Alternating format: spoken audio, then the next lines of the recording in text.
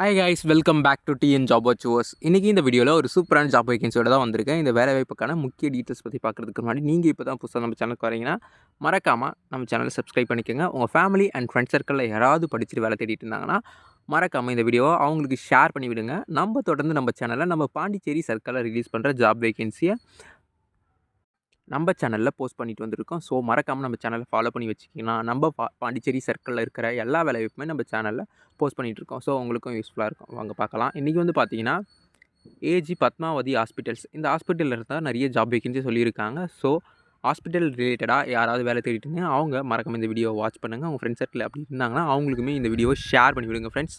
என்னென்ன position openings இருக்குது அப்படின்னு பார்த்தீங்கன்னா, ஹவுஸ் கீப்பிங் சூப்பர்வைசர் கேட்டிருக்காங்க.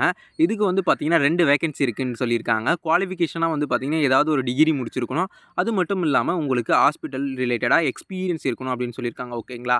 ஸோ ஹவுஸ் கீப்பிங் சூப்பர்வைசராக எனக்கு எக்ஸ்பீரியன்ஸ் இருக்குது அப்படின்னா நீங்கள் மஸ்ட்டாக இந்த வேலை வாய்ப்புக்கு அப்ளை பண்ணி பாருங்கள். ஓகேங்களா? ஸோ அடுத்து வந்து பார்த்தீங்கன்னா என்ன வேலை வாய்ப்புக்கான ஓப்பனிங்ஸ் இருக்குது இந்த ஹாஸ்பிட்டல் அப்படின்னு பார்த்தீங்கன்னா எலக்ட்ரிஷியன் தான் கேட்டிருக்காங்க. ஓகேங்களா? இந்த எலக்ட்ரிஷியனுக்கு எத்தனை வேக்கன்சி இருக்குது அப்படின்னு பார்த்தீங்கன்னா மொத்தமாகவே ஒரு வேக்கன்சி தான் கொடுத்துருக்காங்க. நீங்கள் இதுக்கு முன்னாடி எங்கேனா எலக்ட்ரிஷியனாக ஒர்க் பண்ணிவிட்டு இப்போ ரிலீவ் ஆகிட்டு ஜாப் தேடிட்டு இருந்தீங்கன்னா இந்த வேலைக்கு மறக்காமல் ட்ரை பண்ணி பாருங்கள். ஓகேங்களா? அடுத்து வந்து பார்த்தீங்கன்னா இவங்க எக்ஸ்பீரியன்ஸ் கேட்டிருக்காங்க. எக்ஸ்பீரியன்ஸ் இருக்கவங்க மட்டும் தான் அப்ளை பண்ண முடியும் அப்படின்னு சொல்லிட்டாங்க. அடுத்து வந்து ஏசி டெக்னீஷியன் கேட்டிருக்காங்க. ஏசி டெக்னீஷியன் பொசிஷனுக்கு ஒரு வேக்கன்ட் இருக்குது அப்படின்னு சொல்லியிருக்காங்க. ஸோ இதுக்குமே எக்ஸ்பீரியன்ஸ் கேட்டிருக்காங்க.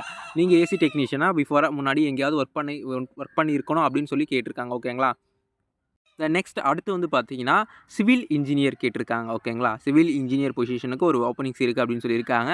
இந்த பொசிஷனுக்கு நீங்கள் அப்ளை பண்ணணும்னா என்ன படிச்சிருக்கணும் அப்படின்னு பார்த்தீங்கன்னா இவங்க இன்ஜினியரிங் முடிச்சிருக்கணும் அப்படின்னு சொல்லியிருக்காங்க. அது மட்டும் இல்லாமல் வந்து பார்த்தீங்கன்னா எக்ஸ்பீரியன்ஸ் இருக்கணும் அப்படின்னு கேட்டிருக்காங்க. நீங்கள் எங்கேயாவது ஒர்க் பண்ண எக்ஸ்பீரியன்ஸ் இருக்கணும் உங்களுக்கு அப்படின்னு சொல்லி கேட்டிருக்காங்க. அதாவது ரிலேட்டடாக இன்ஜினியராக ஒர்க் பண்ண எக்ஸ்பீரியன்ஸ் இருக்கணும் அப்படின்னு சொல்லியிருக்காங்க. அடுத்து வந்து பார்த்தீங்கன்னா மார்க்கெட்டிங் எக்ஸிக்யூட்டிவ் கேட்டிருக்காங்க. ஓகேங்களா?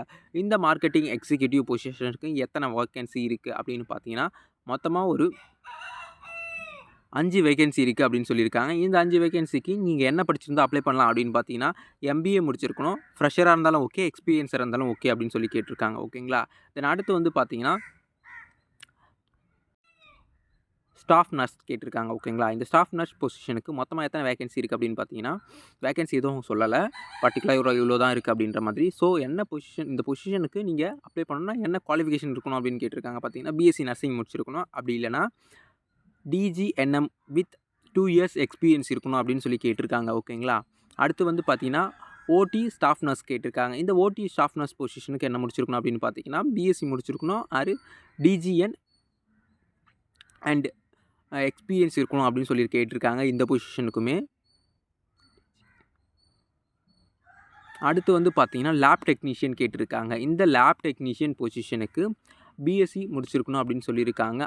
அப்படி இல்லைனா எம்எல்டி முடிச்சிருக்கணும். அப்படியும் இல்லைனா டிஎம்எல்டி முடிச்சிருக்கணும் அப்படின்னு சொல்லியிருக்காங்க. ஓகேங்களா?